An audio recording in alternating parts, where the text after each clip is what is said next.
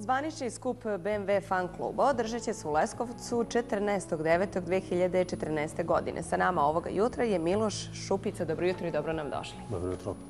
Recite nam za početak, Miloše, šta nas očekuje sve na ovom skupu? Pa na ovom skupu očekuje vas i nas veliki broj automobila, znači veliki broj izlagača.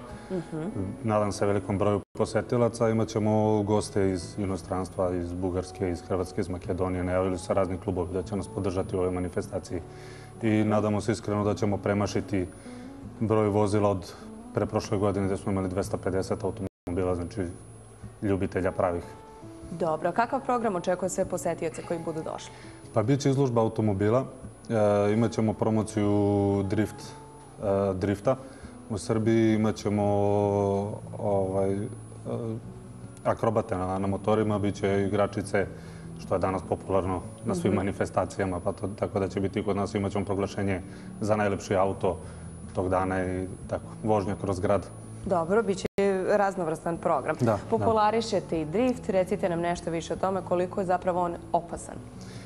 Pa znate kako, drift je poprilično opasan, ali mora da se ispoštuju određene procedure tu radi bezbednosti i preporučljive samo na stazi. Znači nije preporučljivo voziti na ulici, nije bezbedno. A za one koji ne znaju, ide malo bliže nam objasnite šta je to. Pa drift je disciplina koja se vozi se isključivo vozilima sa pogonom na zadnje točkove, nastao u Japanu.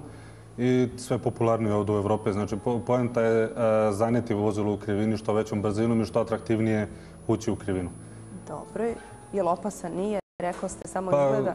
Na stazi nije opasan. U gradu veoma opasan. Znači, u svakodnevnom saobraćaju ne preporučuje se. Znači, isključivo na stazi tu je bezbedan uz prateću opremu, naravno. Dobro. I koga sve vi pozivate na ovaj skup?